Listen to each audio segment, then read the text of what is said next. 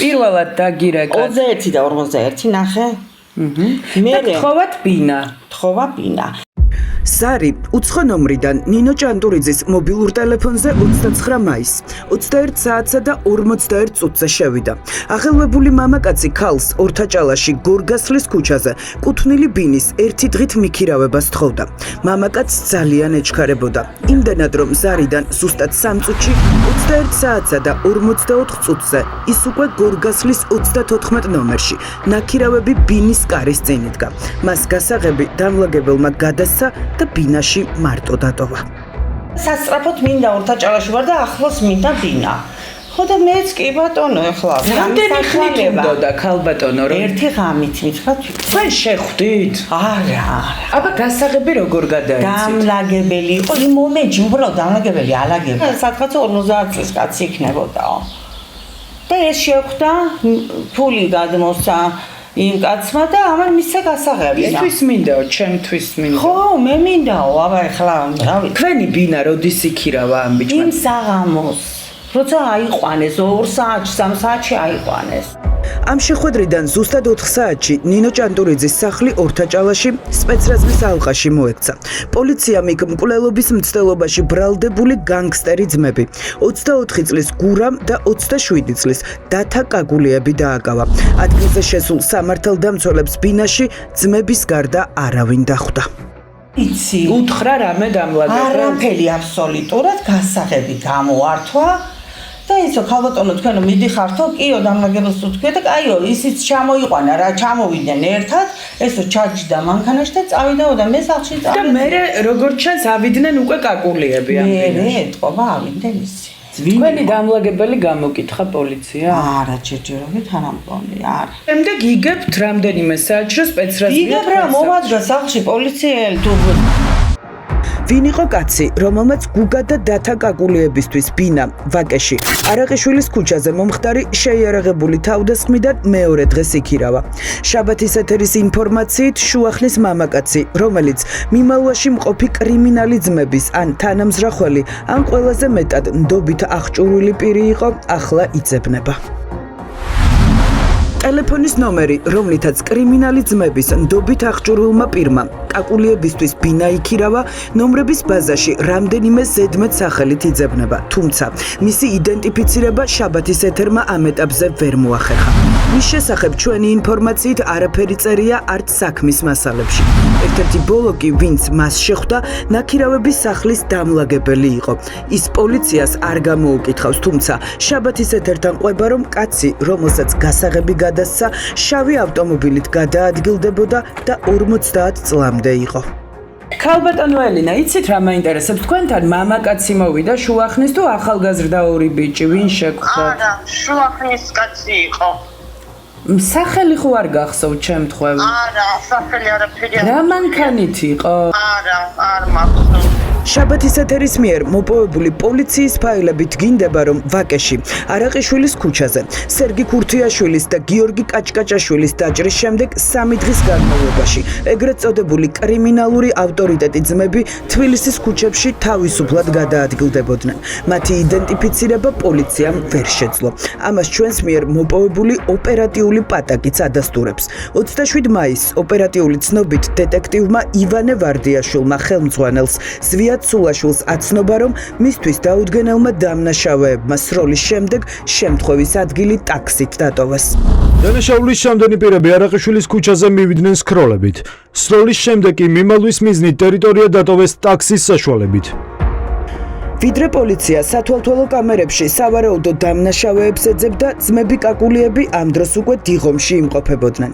მათ ტაქსი ბელიაშვილის ქუჩაზე გააჩერეს და დიდ დიღომში დავარის ქუჩაზე მიყვანა სთხოვეს. დავარის 52 ნომრის მიმდებარედ ტაქსი გააჩერეს და ტერიტორია ფეხით დატოვეს. გაჩერებული ვიყავი ბელიაშვილის ქუჩაზე მარი მარკეტთან. ამ დროს ორმა ახალგაზრდა ბიჭმა გამაჩერა და დიდ დიღომში დავარის ქუჩაზე გაყვანა მთხოვა. ორივე ახალგაზრდა უკანა სავარძელზე მოთავსდა. ისინი ერთმანეთში არ ლაპარაკობდნენ. თავზე ორივეს ეხურა კეპი, ერთ-ერთს კი მხედველობის სათვალე ეკეთა. როდესაც მანქანიდან გადავიდნენ, მე არ დამინახავს რა მიმართულებით წავიდნენ. ვისთან იმყოფებოდნენ დავარის ქუჩაზე ძმები ეს გაურკვეველია. შაბათის ეთერთან ადგილობრივები ამბობენ, რომ ეგრეთ წოდებული კრიმინალური ავტორიტეტი ძმების შესახებ არაფერი იციან. ანუ აი ეს ადამიანები არ გინახავთ ამ ტერიტორიაზე? არც გეცნობა? არც მეცნობს საერთოდ პირველად ხედავ. აქ აქირავებს ბინას ვინმე ამ კორპუსში? არც ერთი, ყველა ადგილობრივია? რა თქმა უნდა. როგორც ჩანს, დავარის ქუჩაზე მისვლა ძმებისთვის საბედისწერო შეცდომა აღმოჩნდა, რადგან ისინი ჯერ ტაქსში, შემდეგ კი ქუჩის მიმდებარედ უკვე ჩაფხუტების გარეშე გადაადგილდებოდნენ და სათვალთვალო კამერებმა დააფიქსირეს. ვიდეოს გაშიფვრის შემდეგ კი პოლიციამ ძმების თვალთვალი დაიწყო. ეს კაკულიებისთვისაც ცნობილი გახდა, ამიტომ ორთაჭალაში კონსპირაციულ ბინაში გადასვლა და იქ მიმალვა გადაწყვიტეს. ბინაში ასვლიდან რამდენიმე საათში კი პოლიციამ მათი დაკავების სპეცოპერაცია დაიწყო. დანაშაულის შემდენი პირები უნდა იყვნენ დავით და გურამ კაკულიები. ოპერატიული ინფორმაციის მიხედვით, ისინი ამჟამად უნდა იმყოფებოდნენ ნაქირავებ ბინაში, გორგასლის ქუჩაზე. თან უნდა ჰქონდეთ დანაშაულის ჩადენის იარაღი. ძმებ კაკულიების სახელს თბილისში ხმაურიანი კრიმინალური ისტორიები უკავშირდება. თუმცა ჯერ გამოძიება მათ მხოლოდ მკვლელობის მცდელობას, იარაღის უკანონო შეძენა შენახვას და საზღვრის უკანონო კვეთას ედავება. ახლა ჩნდება კითხვა, ვინ, როდის და რა გზით შემოიყვანა ეგრეთ წოდებული კრიმინალური ავტორიტეტები თბილისში. სისტემის კრახი აქაც ჩანს. შინაგან საქმეთა სამინისტროს ყველა დანაყოფი სუსტი რგოლი აღმოჩნდა, რადგან სასაზღვრო პოლიციას კრიმინალი ძმები საქართველოში შემოეპარა. კრიმინალურმა პოლიციამ კი მათი თბილისში ყოფნის შესახებ ვერაფერი გაიგო. ახლა გომელაურის უწყება იმასაც კი ვერ ადგენს, როდის ან რა გზით აღმოჩნდნენ ქვეყანაში კაკულიები.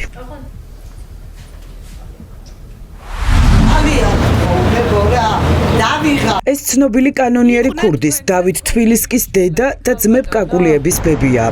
ის არ ამხელს დეტალებს, როდის და რა დროის განმავლობაში იმყოფებოდნენ შვილიშვილები მასთან სახლში. არადა ვაშლი ჯვარში კაკულიების ბებიის სახლში საგამოძიებო მოქმედებები უკვე ჩატარდა. ჩვენი ინფორმაციით ჩხრეკა ჩატარდა მრგვალ ბახტანაც. კაკულიების უბანში ეს სახლი ახლა გაქირავებულია, თუმცა შაბათის ეთერის ინფორმაციით ბოლო თვეების განმავლობაში ამ ტერიტორიაზე სანაყინე ლუკა პოლარეს მიმდებარედ ძმები ხშირად გადაადგილდებოდნენ. დაახლოებით რა პერიოდია, რაც ისინი თბილისში იმყოფებიან? თუ იცით? მაგრამ იმალებოდნენ ისინი? არაფერი არ ქონდათ დასამალი, რატომ უნდა დამალულიყვნენ? დაიბარა ვინმე საგამოძიებო ორგანო და რამე ვინმე შეკითხა. გარდა იმ ტალახისა და იმ რა ვიცი უსაფრთხო ბრალდებებისა, რაც მათ მიმართ ისმოდა, იმ მომენტისთვის მე როგორც ვისაუბრე, ქონდათ ესე გადაწყვეტილი, რომ როდესაც დამთავრდებოდა საქმე, ყველაფერი დადგინდებოდა, შესაბამისად ოჯახი გააკეთებდა განცხადებას. ისინი გადაადგილდებოდნენ ქალაქის მასშტაბით, ჩვეულებრივად არასოდეს არ გაუჩნდა. ადამიანი არ იძებნება, ადამიანის მიმართ კითხვები არ ჩდება. არიან ჩვეულებრივი მოქალაქეები. ოღონდ საქართველოს მოქალაქეები არ არიან, რუსეთის მოქალაქეები არიან. ჩვენი ინფორმაციით ძმები კაკულიები თბილისში გადაადგილდებოდნენ პოლში და დიოდნენ ლუკა პოლარეში. აღნიშნულ ვერსიას, რასაც თქვენ მეუბნებით, უფრო აქვს არსებობის უფლება, ვიდრე ის, რომ ისინი მართლწინააღმდეგოდ ინახავდნენ იარაღს ან ჩადიოდნენ სხვა დანაშაულს. მათ მიმართ არ იყო ძებნა გამოცხადებული, არ იყვნენ დაბარებული საგამოძიებო ორგანო. კაკულიების ადვოკატის ეს ინტერვიუ გომელაურის უწყების მორიგ კრახს ადასტურებს, რადგან ძმების წინააღმდეგ ნიკო კვარაცხელიას მკვლელობის საქმეზე სამართლებრივი დევნის ან მათი მინიმუმ გამოკითხვაზე დაბარების საფუძველი შინაგან საქმეთა სამინისტროს და პროკურატურას თვეები აქვს, თუმცა ეს არც ერთმა უწყებამ არ გააკეთა. ადვოკატი ამბობს, რომ მათი გამოკითხვის შესახებ ქართულ საგამოძიებო უწყებას არც სომხეთისთვის მიუმართავს, სადაც ძმები ბოლო წლების განმავლობაში ცხოვრობდნენ. გავსი რამე მტკიცებულება წარმოადგინეს, მე არ მინახია ამ საქმეში, რომლის მასალებიც მე გადმომწეს, რომ რაიმე სახით სომხეთისთვის მიემართა. ანუ არ მიუმართავთ, იტყუება პროკურატურა. კი, მე ვფიქრობ, წარმოდგენილი მასალებით, რაც მე მაქვს, რომ ეს სიმართლეს არ შეესაბამება. ნიკო კვარაცხელიას მკვლელობის საქმესთან ძმების სავარაუდო კავშირის შესახებ გომელაურის უწყებას ინფორმაცია და პირდაპირი ჩვენებები ჯერ კიდევ მკვლელობიდან მეორე დღეს 16 სექტემბერს ჰქონდა. საგამოძიებო უწყება მინიმუმ იცოდა ის, რომ მკვლელობაში ბრალდებული აკო ჭელიძე და კაკულიები ერთმანეთთან პირდაპირ სატელეფონო ხაზზე იყვნენ. ბიჭექი, რო გამოიარეს ბიჭებმა, ერთ მაიღო რაღაცა ჩააგდო. დაინტერესებს. ჩავეხედე მობილური ეგ ურნა სანზონაში და შავი მობილური ტელეფონი. ეს ნიკო კვარაცხელიას მკვლელობის და კაკულიების სავარაუდო კავშირის ერთ-ერთი მთავარი მტკიცებულებაა. 67 წლის ტაქსის მძღოლი როლანდ ბელქანია 15 სექტემბერს ნიკოს მკვლელობის დღეს მერვე საავადმყოფოდან მგზავრს ელოდებოდა. მოულოდნელად შეამჩნია, რომ იქვე მდგომ ურნაში ორმა ახალგაზრდამ მობილური ტელეფონი ჩააგდო და გაიქცა. ყოფილი პოლიციელისთვის ეს საეჭვო გარემოება აღმოჩნდა და ტელეფონი ურნიდან ამოიღო. სახლში მისულმა კი ამოიცნო, რომ პირები, ვინც ტელეფონი მოიშორა, ნიკო კვარაცხელიას მკვლელობისთვის იძებნებოდნენ. მოაჭერება არისო, ჩატული არისო. გათიშული. თქვენ ხელთათმანით ამოიღეთ? დამოიღე მცხოსახვაცით. მცხოსახვაცით კი არა. მცხოსახვაც დამოიღე და მე ჩავდი ფაილისებაში. პარკში. ხალხოდე. თქვენ ყოფილი პოლიციელი ხართ? სად მუშაობდით? სოხუმში. შავი ტელეფონი როლანდ ბელქანიამ პოლიციის განყოფილებაში მიიტანა. გადაგდებულ ტელეფონში პოლიციამ დათა კაკულიას ფოტოები იპოვა. ნაწილი აგვისტოშია გადაღებული, ნაწილი კი ნიკოს მკვლელობამდე 4 დღით ადრე. ტელეფონში აღმოჩნდა რუსული სატელეფონო ქსელის სიმბარათი და სავარაუდოდ ძმებ კაკულიებსა და მკვლელობაში მსჯავრდებული აკო ჭელიძის მიმოწერებიც. აქ ხარ? კი. ჯიგრულად ხო ყველაფერი? კი. გშია? დააზაკაზეთ 9-ზე იკეტება სამზარეულო. სამნი ხართ? ხო. მაღაზიაში სიგარეტი რამე გვინდა ხო? ხო, სიგარეტი და წყალი. ეს გავთიშო ხო? რავი, ხო, მამეთ დილას ჩართე. ამ მტკიცებულებების მოპოვების მიუხედავად საგამოძიებო უწყებამ კაკულიები არ გამოკითხა. გამოძიებას არც მათი ადგილმდებარეობა დაუდგენია. არადა ნიკოს მკვლელობის დღეს რომ კრიმინალი ძმები თბილისში იმყოფებოდნენ, ამაში ნიკო კვარაცხელიას ოჯახი დარწმუნებულია. ჩვენი ინფორმაციის და ოჯახის ინფორმაციით მკვლელობის დღეს მკვლელები ტაგარინის მოედანზე ასევე კონსპირაციულ ბინაში შეხვდნენ კაკულიებს. იმავე დღეს? საგამოძიებო უწყებამ კაკულიების გამოკითხვის და მათი ძებნის აუცილებლობა ვერც მაშინ დაინახა, როდესაც გაირკვა, რომ ძმებს ნიკო კვარაცხელიას მკვლელობამდე 2 თვით ადრე ქვეყანაში შემოსვლის რამდენიმე მცდელობა ჰქონდათ. პირველად კრიმინალების ქვეყანაში შემოყვანას პრემიერ-მინისტრის ზურაბ ჟვანიას შვილი ცდილობდა. ამას ბუსა ჟვანია შაბათის ეთერის მიერ მოპოვებულ ჩვენებაში თავად აღიარებს. 2021 წელს სომხეთის საზღვარი გადავკვეთე ორჯერ. პირველად წავედი 2021 წლის 17 ივლისს გიორგი კავილაძესთან ერთად. იქ მე ჩემს მეგობრებს უნდა შევხვდროდი და ასევე უნდა გვენახა ჩვენი მეგობრები გურამ და დავით კაკულიები. ჩასვლისთანავე ძმებს ერევანში ერთ-ერთ კვების ობიექტზე შევხვდით და საუბრის დროს საქართველოში დაბრუნება გადავწყვიტეთ. სასაზღვრო პუნქტზე მე და კავილაძე შემოგვიშეს, თუმცა კაკულიები არა. ამიტომაც ჩვენ უკან სომხეთში დაბრუნება გადავწყვიტეთ და ისევ კაკულიებთან ერთად დავბრუნდით, სადაც კაკულიებთან ერთად დავრჩით 8 დღის განმავლობაში. რა იცოდა ბუსა ჟვანიამ დაგეგმილი მკვლელობის შესახებ და რატომ აღმოჩნდა ის პირველი ადამიანი, რომელსაც ნიკოს მკვლელობის შემდეგ გიორგი კავილაძემ დაურეკა. ამის შესახებ ჩვენს მიერ მოპოვებულ ჩვენებაში საგამოძიებო უწყება ჟვანიას კითხვას არ უსვამს. პრემიერ-მინისტრის ვაჟი გამოძიებას ეუბნება, რომ დაგეგმილი მკვლელობის შესახებ არაფერი იცოდა. ძმები კაკულიები ჩემი დიდი ხნის მეგობრები არიან, თუმცა მათთან არაერთი შეხვედრის დროს არასდროს ნიკო კვარაცხელიას შესახებ არაფერი უთქვამთ. არც მასთან კონფლიქტზე და დაპირისპირებაზე არასდროს არაფერი უსაუბრიათ. ძმებ კაკულიებს ბუსა ჟვანიას ავტომობილით საქართველოში შემოსვლის მცდელობა კიდევ ერთხელ ნიკოს მკვლელობამდე რამდენიმე კვირით ადრე, აგვისტოს თვეშიც ჰქონდათ. მაშინ მათ ჩამოსაყვანათ ერევანში პრემიერ-მინისტრის, ირაკლი ღარიბაშვილის ახლო მეგობრის და სოლიდარობის ფონდის, მოქმედი ხელმძღვანელის ია მაკაცარიას შვილი ნიკო ჩხაიძე. მკვლელობაში ბრალდებულ აკო ჭელიძესთან ერთად ჩავიდა. იქ 1 კვირა გაატარა, თუმცა კაკულიებმა საქართველოში წამოსვლა მაშინ გადაიფიქრეს. გურამ კაკულიას ვიცნობ ბავშვობიდან. 2021 წლის აგვისტოში ბუსა ჟვანიასთან ერთად მე უნდა წავსულიყავი სომხეთში. თუმცა ბუსამ წამოსვლა ვეღარ შეძლო და ერევანში წასვლა მე მისი იაგუარის მარკის ავტომობილით გადავწყვიტე.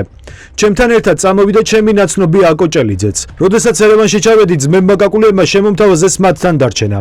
6 დღის განმავლობაში მე ვცხოვრობდი მათთან. შემდეგ კი მე და ჭელიძე თბილისში დავბრუნდით. ნიკო ჩხაიძე ახლა ვენაში ცხოვრობს და უნივერსიტეტში სწავლობს. მისი ოჯახის წევრები კი აცხადებენ, რომ მან დაგეგმილი მკვლელობის შესახებ არაფერი იცოდა. მოწმე ჩხაიძის ძმა დარწმუნებულია, რომ ძმები კაკულიები ნიკოს მკვლელობის დამკვეთები არიან და ისინი მისი ძმის დანაშაულებრივ სქემაში ჩართვას ცდილობდნენ. რატო იყო ერევანში, რა უნდა და კაკულიებთან?